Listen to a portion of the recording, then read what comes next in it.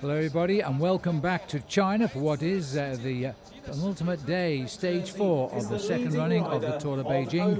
As the riders assemble here for the fourth day between Yanqing and Changping, 165 kilometers, all the color of this capital city of China, here to enjoy the spectacle. And it is a very pleasant day indeed.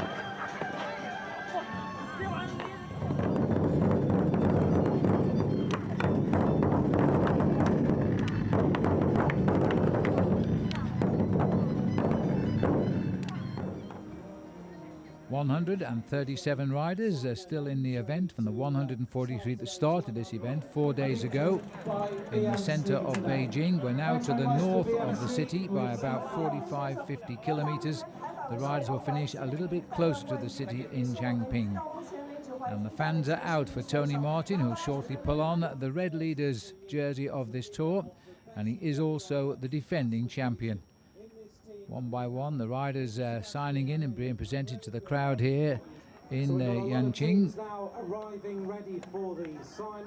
Elia Viviani, winner of the first stage, and for one day a leader of the race until Tony Martin won the second stage and Tomento Go with enough time in hand to take the lead by 50 seconds. That's been reduced just a little yesterday.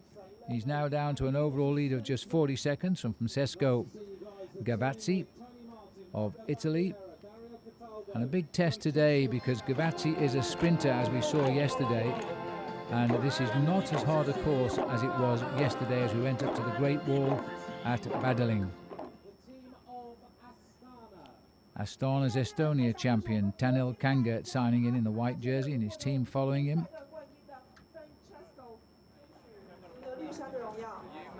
And the white jersey of the champion of Norway, Edvald Boasson Hagen. So desperately unlucky yesterday to lose the stage, caught 5 meters from the finishing line in Badaling, and in those short 5 meters he went from first to third over the line.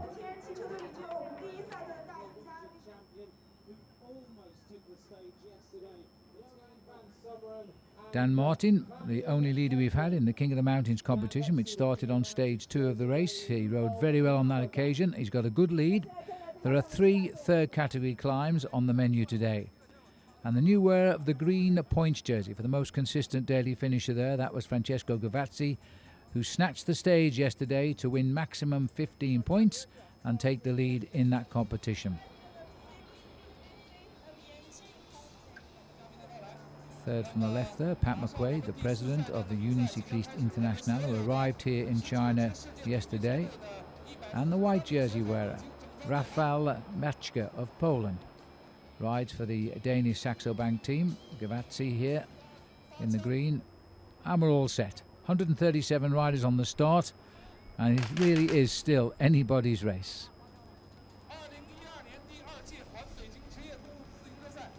As they roll away today, the course will take them on a big left-handed circuit. They'll actually pass back through Yanqing before they then turn over the river and then plunge south towards the Mingtun reservoirs and down to the finishing line at Changping.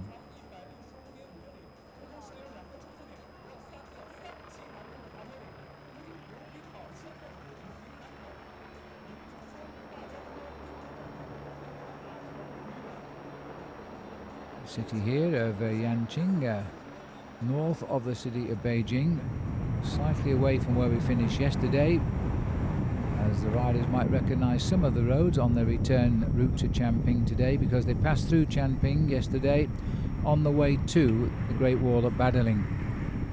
And it looks straight from the gun here, a breakaway of 5 riders establishing in the lead. Well, the rider just coming on the back is the Sky rider from Great Britain, Alex Dowsett. He's 22 minutes lost so far this week. No danger to the overall leadership of Tony Martin, and that's probably why they've been given a little bit of a lead here. The rider in the white colours, Jeremy Roy of the Française des Jeux.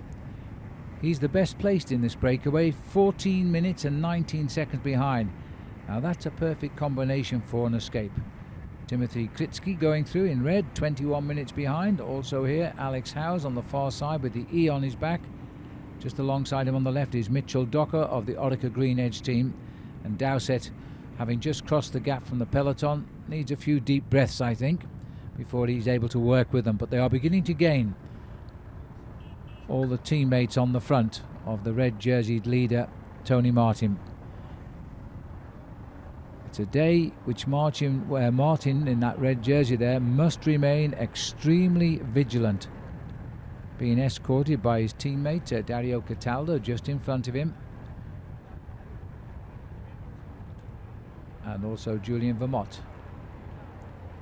So he's pulled his team around him. That's to be expected. It's the job of the team to keep the tempo. He'll be extremely pleased with a breakaway of 5 riders that don't really affect him in the overall lead, and it'll be up to the others to chase if they want to have a sprint down in Changping. It's a sprinter's paradise too when they come into the Changping district, because the finish line there is just a little more than 2 kilometers as straight as an arrow. On the Liquigas riders here, just having a chat.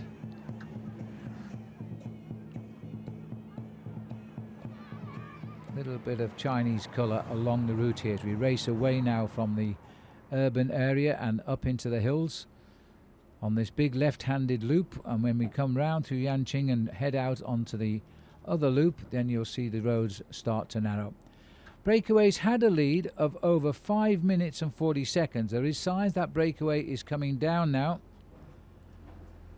Jeremy Roy taking them over the top of the climb here, being trailed over the top by Alex Howes. 52 kilometres left to race. Gap down to around about 3.5 minutes at this point. The Frenchman here, the most experienced man in the breakaway, having ridden the Tour de France and finished on 5 occasions. 29 years of age now, Jeremy Roy.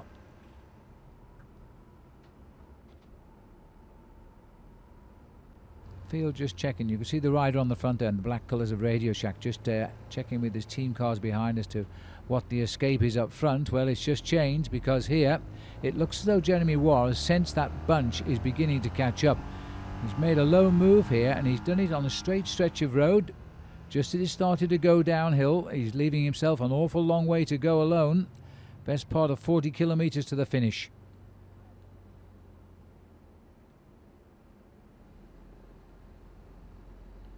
The 29-year-old now is going to have it all to do here. In his favour, though, this is how he did it. He came from the back, a perfect point to attack. The riders actually took one glance at him. There was no reaction from anybody. Probably thinking it's too early to make a long dive for the finish, but the fact is the peloton is catching up. He may have had no choice with the ambition he may have. Alex Howes, 1:52 there. Saw it come and saw it go.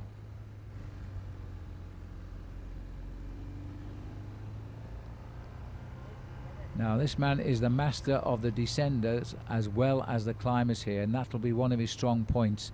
There's a lot of descending as we return towards Changping. Studying the skill here of going around these corners at speeds approaching 80 kilometers an hour.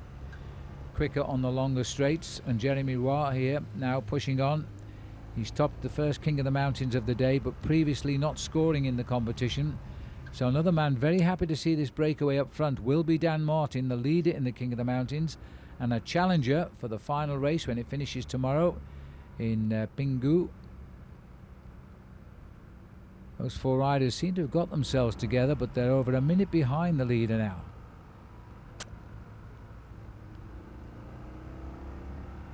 Main field on the same descent before the last 2 climbs of the day. Radio Shack driving on here.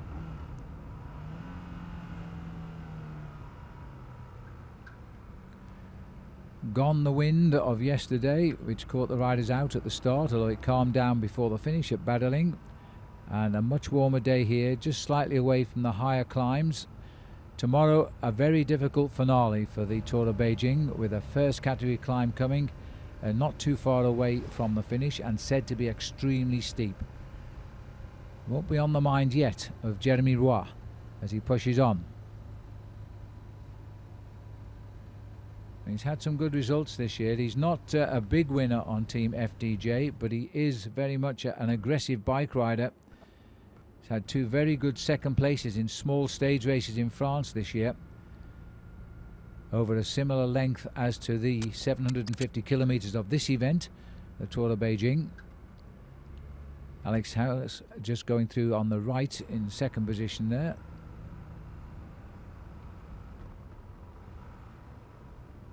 Interesting to note here that a number of the teams have put a man on the front of the peloton to aid in the chase, not just the team of Tony Martin.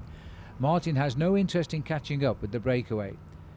He cannot endanger him overall, and it's a perfect release because whoever wins up front would take the small time bonuses at stake, and therefore Martin will keep all of his current 40-second advantage over Francesco Gavazzi. But the sprinters might have other ideas here. The clock is still saying they are closing in. Long steady run away with a couple of little hiccups as we climb before we finally plunge down to the road as we turn right onto the finishing straight of 2 kilometers. Still a little way to go.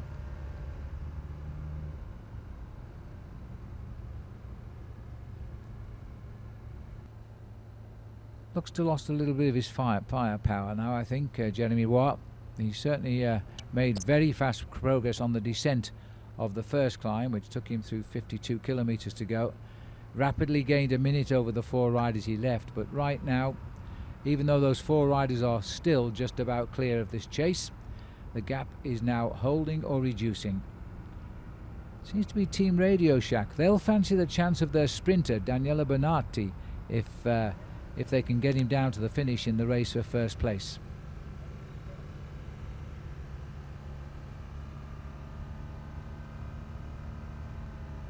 Just a little check underneath his arm to see if he can see anybody coming. Wasn't sure. Checked again. There's nobody behind him, but he's sensing the fact is that he is getting tired and they are catching up.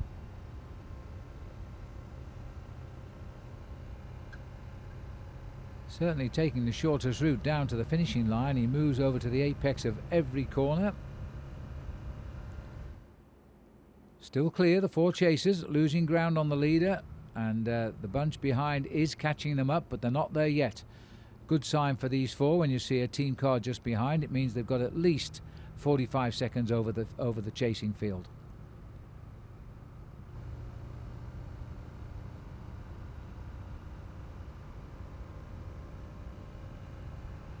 Biggest win over history for Jeremy Roy here came very early on. For the first 5 years of his career, he never won a bike race, and then he managed to win the 5th stage of the Paris-Nice, which is the big race. And this is a sad side in some ways. This is Andy Schleck, who is now behind the race. He's struggling to find form again after his bad accident, and waving at the camera there because he doesn't like being seen behind the race with his pedigree as a champion of the Tour de France. He broke his pelvis in June this year, and although he's tried to come back, he's had to take more rest on top of it. He now has a fluid on the lower part of his back in the lumbar region, and this is affecting his left hip now. But he felt he really had to come to this race and start racing again before the season ends. This is the last World Tour event of the year, and then Andy Schleck knows he's got to get down to some very, very hard training and work his way through to the start of the season next year, which begins in late January with the Santos Tour Down Under, the opening event in the World Tour series. So while Schleck struggles on these small climbs, and that's all they are, because Andy Schleck 2 years ago, 2 tours ago, 2011, he won the high climb of the Col de Galibier to win a stage of the Tour de France, and this really wouldn't count as a climb in his book normally. Still hanging in, Jeremy Roy.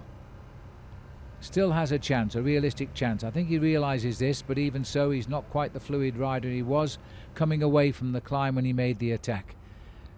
Very determined effort here by Team Radio Shack, but willing helpers, perhaps guiding Elia Viviani to his 2nd stage win here, coming from the Liquigas Cannondale team. And right away given there to Roy by his team car, who just shouted some information to him. Shake of the head, maybe he didn't even hear it. Onto the slopes of the other climb. You can take a look at that again here. This is Marc Amadio himself, a very, very good cyclist in his day, a former champion of France.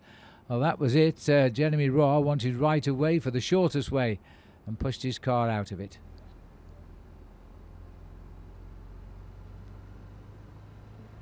Beautifully surfaced roads here in China, as making for a very fast climb up here. These riders are climbing in the region of 25, 26 kilometers an hour, and they're going down the other side between 80 and 90 kilometers an hour. And that's partially because of the smooth roads, partially because of the good straights and sweeping bends.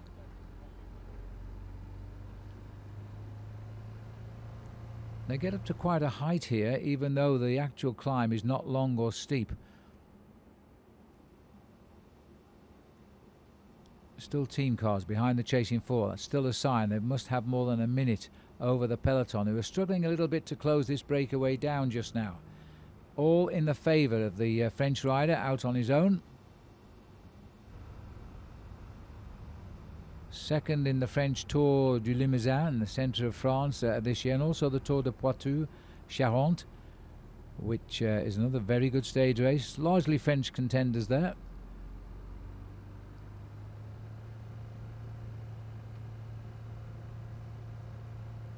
Carrying one of the most famous numbers in cycling, number 51, has won the Tour de France a number of times with riders like Louis Ocaña and Bernard Thévenet and Eddy Merckx, all having carried 51 when they rode to victory in the Tour.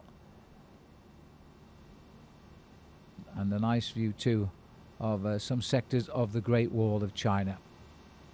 This incredible structure which stretches across all the peaks of the mountains. Well, the field will come from the left of our picture here as we see Jeremy Roy go out on the right of it. I think he might be glad to see the top of this second climb now. It'll take him over 35 kilometers to go. The chase is now just on 1 minute behind him. Not coming any closer. And that's those four riders. The peloton must still be over 2 minutes, I think.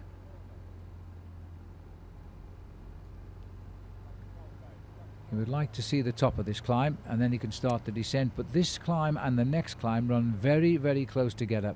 Short descent, then a short climb up, and then a long, long descent down towards Changping.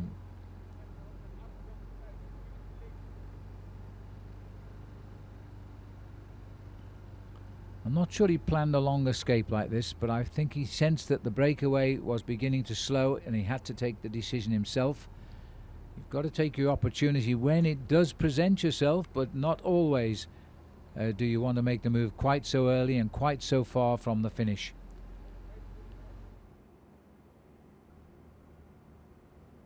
The trees that nestle on the edges of our road down there, also tucked under the shadow of the Great Wall. There's the four chasers around the bend and no signs of the peloton. Maybe we can take a look from the helicopter down the road. Still looks a bit empty. One or two motorcyclists coming through. There's still a good gap.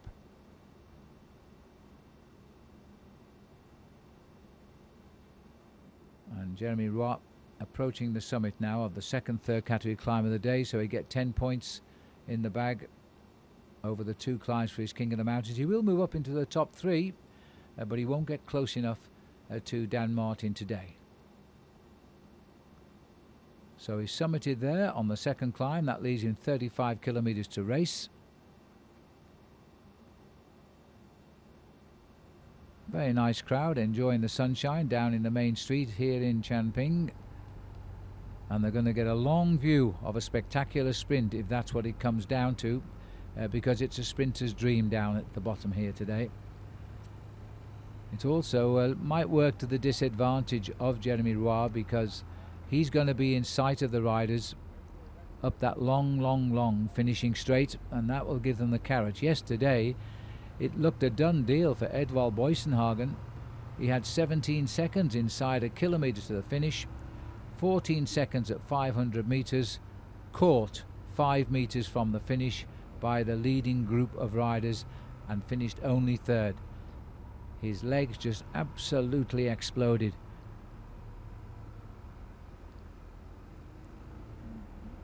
Well, just looking over his left shoulder there, because you can see where the motorcyclists are coming. That's where the chasers will come from. Although the bikes are through, I don't see the cyclists coming through those trees yet.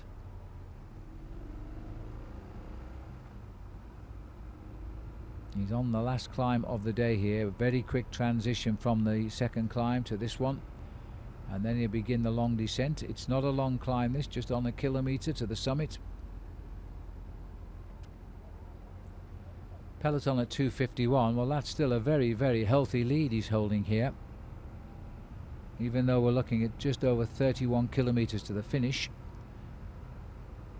They're going to have to really rethink the strategy if they're going to pull him back. They're the four chasers winding their way around. Look along the road, no sign of the peloton, which is about 1 3/4 minutes still behind those four riders. Little sign of autumn approaching Beijing just now as you see the leaves on the roads, even though it's a pleasant autumn day here. The evenings get a little bit cold now. Absolutely perfect racing conditions. Marc Madiot can't stay out the action here. The former champion of France back up alongside his charge again. More information coming. More importantly, it's to keep the morale high. Make the rider believe in himself that he can win the day.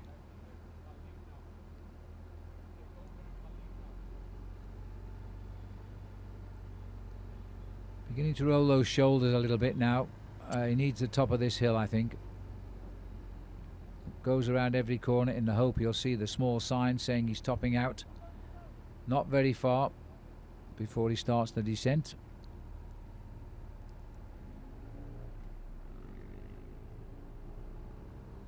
Finished second this year in his nation's national time trial championship, which was run by the Frenchman Sylvain Chavanel, who as a result went to the Olympic Games in London in the time trial, but Chavanel not here, but Jeremy Roy now using those skills at the time trial. There's the peloton, a little bit down the mountain at the moment, still under the escort of Radio Shack from the USA and the Liquigas Cannondale team from Italy.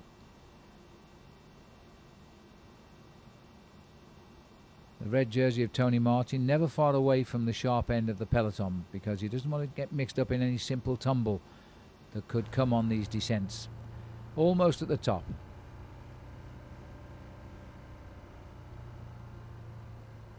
Holding tight on the left hand side. He should see the summit just around this corner. Now is that a smile or a grimace there? Because maybe he is seeing the summit. And then he'll be back to his strengths here, which is the descent. Seems to have great skills going down. There's the top. Oh no, 100 meters just around the bend.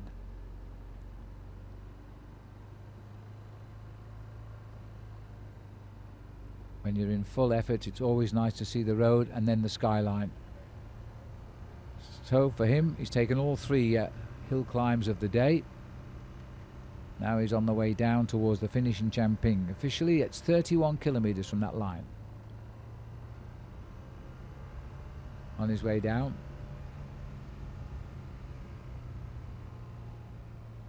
Now we'll study in style here. Out goes the knee. His body weight counterbalancing the pushing of the bike into the corner. Try and get the tighter spins. He's a very, very good descender. But there's a definite increase in the field here as they pick up the pace.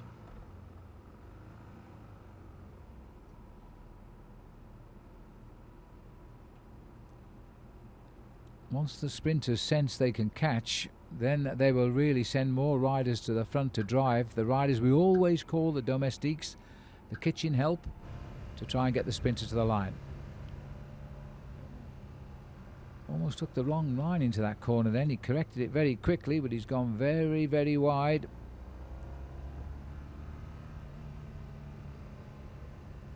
It's not often you get the chance to follow a rider down these fast descents like this, and Jeremy Watt really giving us a good demonstration of how to go quickly downhill. But remember, of course, the roads are totally closed, so he can use the whole road. Edvald Boysenhagen has moved pretty up the front of that peloton, about 6 or 7 men back and right along the shoulder of the red jersey. I think that man is a real danger still for victory in this race tomorrow. The other man who's showing good skills is the Irishman Dan Martin as well. Again, little touch of the brakes to correct the approach into the line. He didn't need to do that if he'd have got it right first time. Chasers coming down, making that bend. There's still plenty of cars behind that group, so that's a good sign as far as the group is concerned. We go further back up the mountain. They're just about to come round that top corner there. Just coming over the little rise on the left, there they are. So you more or less saw the whole spread of the race coming off this mountain. So head down towards the valley and then the long finishing straight. Mark Madio itching for the opportunity to drive his car alongside and give him some more information. He's just about going to make it, or is he?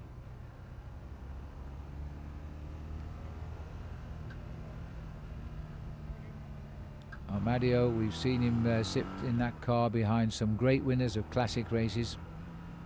Not least one of his great charges now retired, Frederic Guédon, when he won the classic race Paris Tour. There's a counter move gone off the peloton here, and this is one of the, I think it's Matthias Frank from Switzerland on the team BMC, who's literally raced away from the field on the way down here. Now, as far as we know, it's about a 30-second gap to the 4 riders ahead of the peloton. They're also closing in on Jeremy Roy, but not close enough yet. Oh, it's Klaas Lodewijk who's gone clear. The Belgian rider on the American team. 25 kilometers to go, that is for Lodewijk.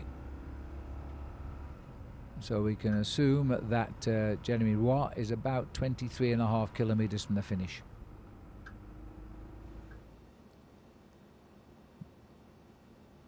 Virtually all downhill now until the right-hand turn into the finishing straight. These 4 are still clear. 1 car at least behind, a good sign for them. If there's any danger of the catch, they'll move all those vehicles out of the vacuum. There's also a service car there. This is the front runner again as we join Jeremy Roy on the attack. Going through one of these quiet Chinese villages here. Spectators not quite knowing what they're seeing. Cycling is not a #1 sport in China, but enjoying the spectacle nonetheless. That was the result of the last climb there with Jeremy Roy.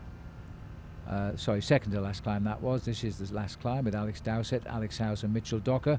And the second climb was Docker, Dowsett and Kritsky in that order over the second climb. So 3 wins out of 3 for Jeremy Roy. He gets 15 points in the mountains competition at the moment. That's moved him up to sit in 3rd place in the competition. No more climbs today, just the finish. This is the Russian rider here, Timothy Kritsky. Had a serious crash and only really got back into cycling last year after 2 years out with a seriously injured leg. And since then he's won 2 days of the stages in the Tour of Bulgaria, so he's found himself again. Now it's the first breakaway he's been in this race. Alex Dowsett, the British time trial champion for the last 2 years. Last to join the breakaway. Looks pretty cool right there. I'm a little bit surprised they allowed Jeremy Roy to get away quite so easily. Just hit them at the right time. They've just passed 20 kilometers to go. This man's inside 19. Still a real chance here. Back comes Mr. Madio. More information to keep him going. It's really the only reason he's talking to him, to keep the morale, make him go. Docker and Breakaway, though, it's curtains for them because that peloton has almost caught them. I'm not sure they're aware of it because Mitch Docker is continuing to ride the pedals here, the man from Australia for the Orica Green Edge boys. Australian, an American, an Englishman and a Russian combining together in that second group.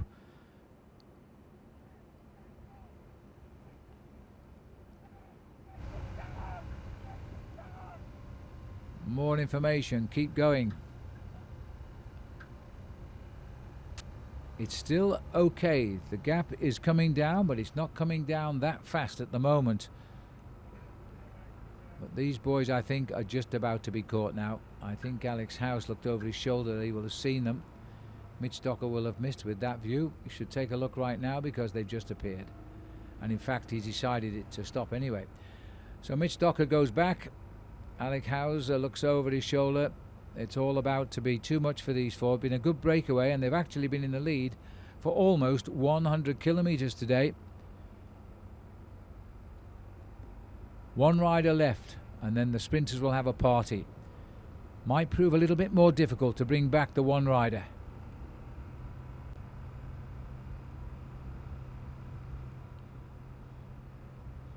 It's the Lamprey team who have done a lot of the chasing back there, and their sprinter is Alejandro Pataki. 178 races Pataki has won in his career. Now 38 years of age. He was very close on the first day. He was right up there. If they can bring everybody back together. In his earlier days as a sprinter, the finish would have been a formality. It's a real man's sprint finish, dead straight. Just two left now. Alex Howes and Alex Dowsett. 1:36 as they come up on those last two riders. 1:36, and we're looking for 15 kilometres to go.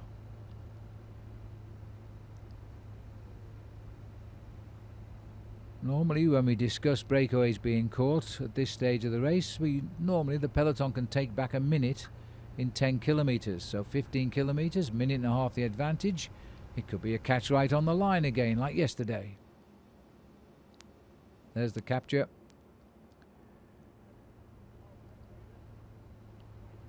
And with that, a change of pacemaker at the front. There's at least 3 teams being represented down there, all with top sprinters on them. And one man spoiling the day out for the sprinters as he continues on now.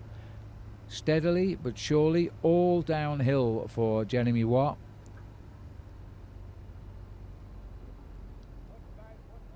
And there's the time check, still holding, minute 25.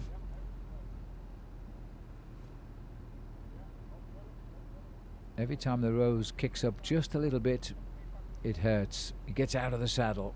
Left turn coming up, sharp one. Not taking the usual angle, I think. I thought for a moment he was going to make the turn right instead of left. He came right on the inside of that bend. And now it's the Lotto Belisol team, the Belgian team here, who've taken up the pacemaking, and they've really lifted up the pace. They're pushing it well into 45 kilometres an hour. Reason being, I guess, they've got the New Zealand sprinter Greg Henderson, and he was in the positions on the first day. They can line him up for the finish again today. Very likely candidate. Back on Soleil, have got a rider who can sprint as well in Kenny Van Hummel. So it's up to the helpers now to share the pacemaking, bring the race back up to this man if they can. False flat for Jeremy at the moment.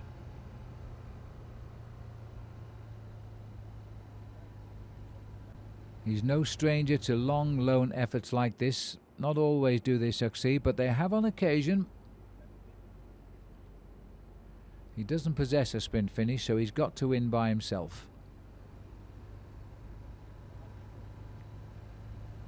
Down through the trees there. You can get some idea of the speed the peloton is going now. The clock is indicating the gap is coming down. The question is it coming down fast enough?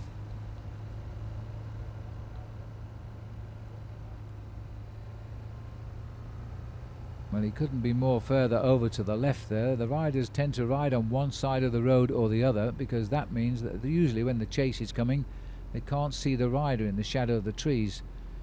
At the moment, that's not a wonder, that's not a priority, because he still has a little bit of a gap. The FDJ team have been in breakaways every day over the 4 days of racing, so they've been a very good team here in China this week. Still Lotto tapping out the rhythm on the front.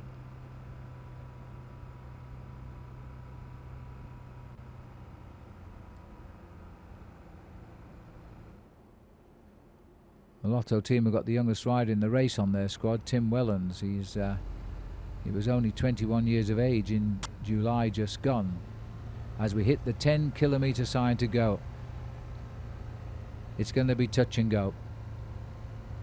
I'm not sure he can hold off now. His lead is inside 1 minute at 10 kilometres to go. If they continue at this pace, he'll be caught at around 4 or 5 kilometres from the finish, and then the sprinters will start to move to the front. Lamprey still showing the work down there, as we had Daniel Pietropoli, who's just moved back into third place, while his teammate in second place is Manuela Mori. All trying to pave the way for Alessandro Patacchi, and they're going to have to get round him shortly and start to mother him towards the front.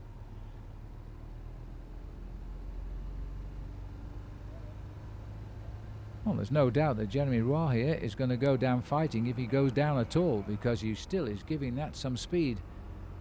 Remember that he's been out front now since just after the start of the event, as we're getting into the last 10 kilometres, so he's done around about 140 kilometres in the lead, and the last few, since 50 kilometres to go, have been on his own.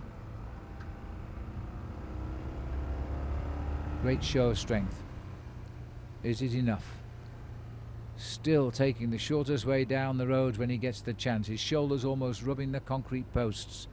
Cross to the other side. And that's not a good sign there, because that was the neutral service car being told to go by him, which estimates that this breakaway, I suspect, is about 25 seconds behind. Maybe we can give him 5 more seconds, say 30. Visibly slowing now. He'll have seen that car go by. He's a professional. He knows what it means. Lamprey and Vacansoleil swapping partners at the front. The relay is now full on. Lamprey making no secret of the fact that they believe they can get the win with Patacchi. And they'll look at that. They've closed it right down. Around about 5 kilometres to go here.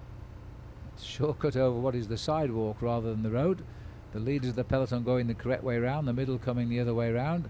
He looks under his arm and he'll have seen them this time. But it's all over now, bar the catch, because there's no way he can possibly survive the last 2 kilometres of straight road to the finish. So this is going home to the sprinters now. They've worked very hard for it. Even so, it's always sad when a rider who's shown such a tenacious application as Jeremy Roy, that he doesn't get the chance to win.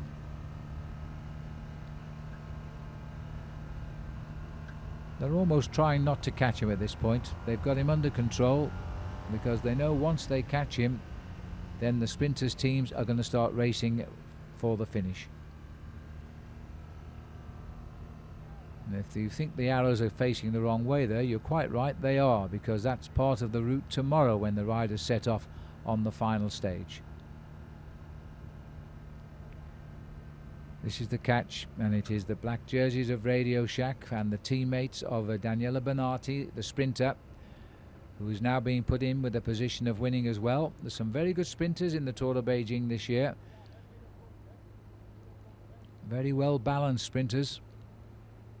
Patacchi is on a lemonish coloured bicycle if you catch him with the mauve jersey. You can just see it down there now. He's the 5th man in the line of mauve jerseys, and he is the rider who packs a real punch at the finish.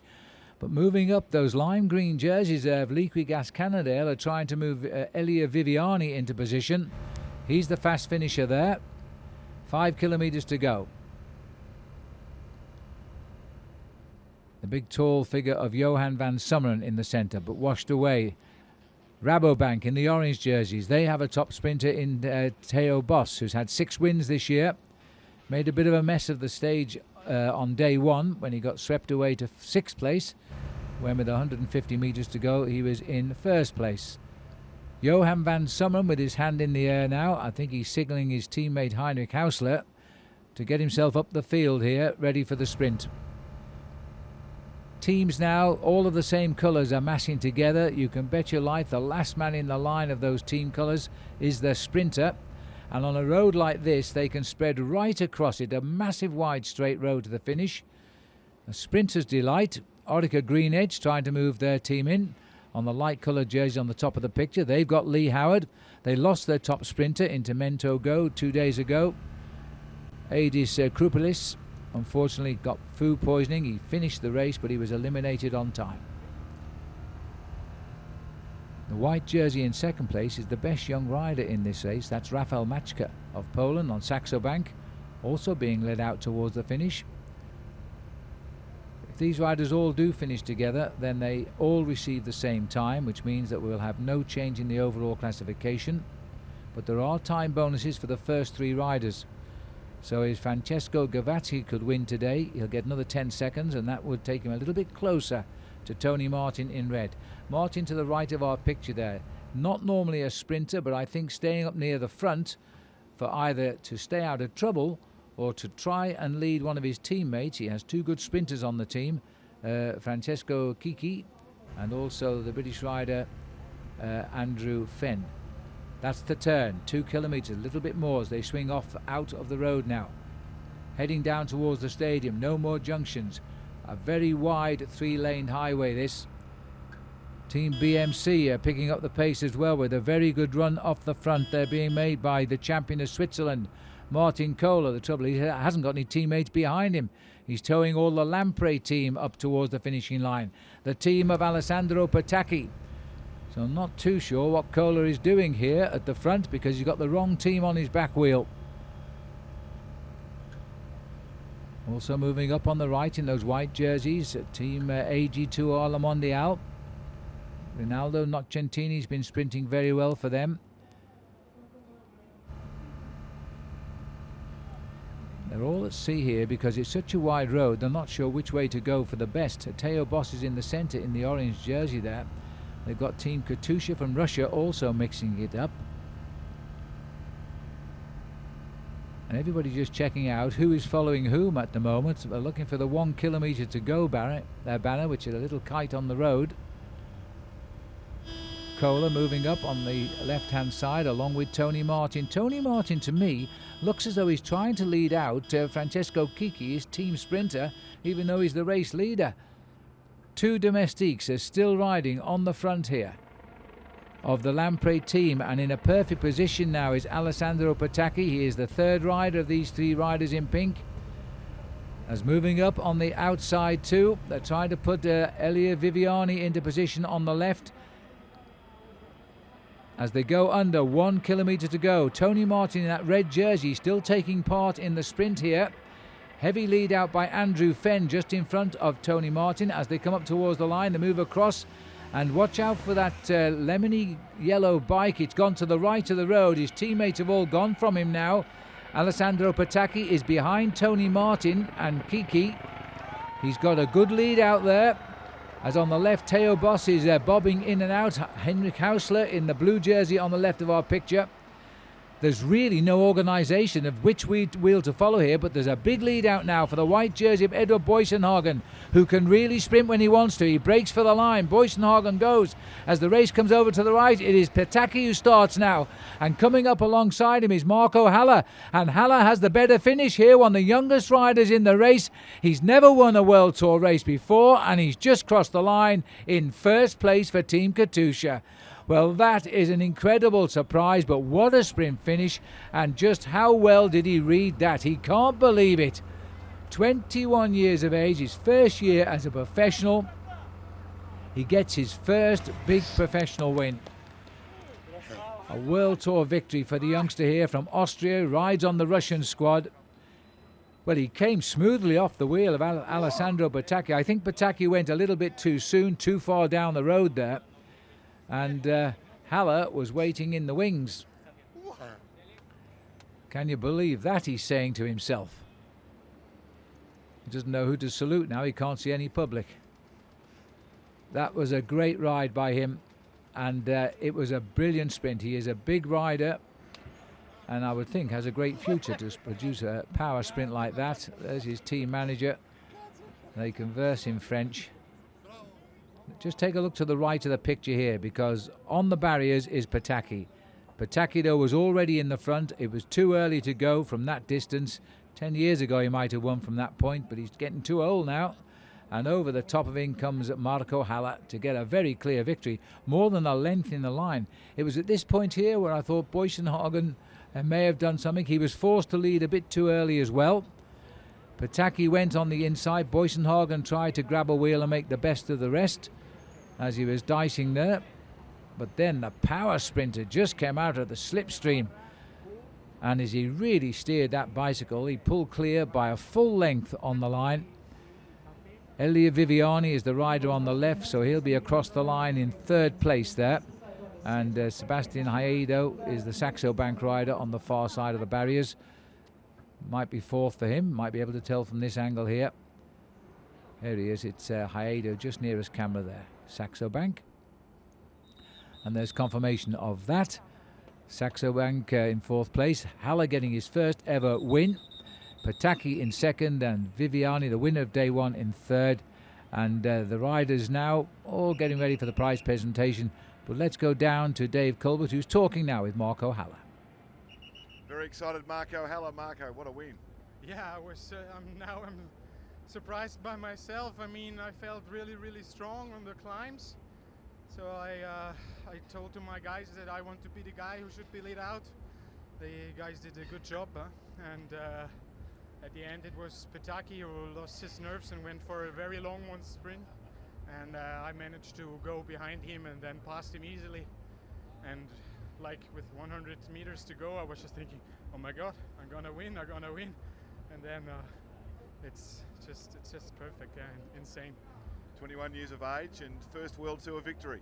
Yeah, it's my first year in the professional level, and I felt really good all the season. I was very close in Poitou-Charentes to win a stage there, but now we are here in China. We are in a World Tour race, and the win comes just perfect at the end of the season, and I'm so happy to be here and to have won one stage, and it's just incredible.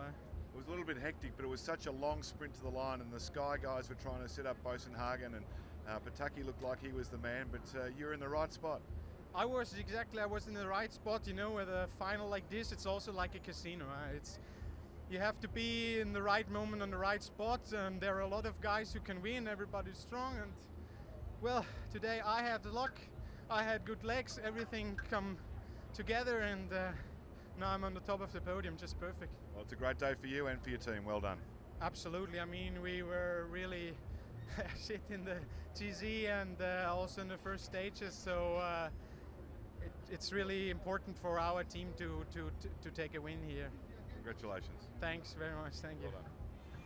Yes, not just a great sprinter, but a great talker as well there. Marco Haller describing the finish and his first ever win as a professional cyclist, joining Katusha this year.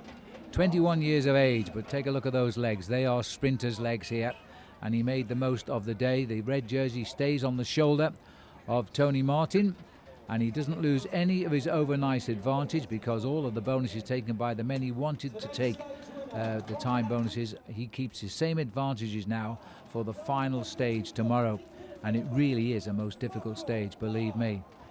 This man won't be in the sprint tomorrow, I think we can guarantee that, but he's had his great moment here in Beijing and in the Changping district as well. All smiling faces here. Let's have a look at the overall situation as we go into the final day. Martin leads Gavati by 40 seconds. Daniel, this is, in third place at 50. Eros Kopecky has gone from third to fourth in the last two.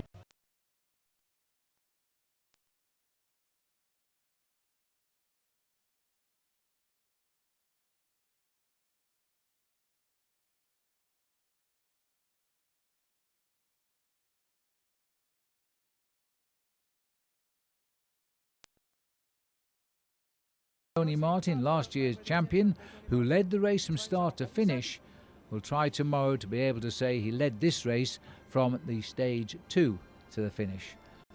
All smiles, but a tough day tomorrow, and this race far from decided. It's going to be a terrific day out on the last stage, as Tony Martin now receives a plaque from the dignitaries here of the district of Changping. Tomorrow it's also not only the hilliest stage of the race, it's also the longest stage of the race of 182 kilometres. So until tomorrow, we'll say goodbye from China.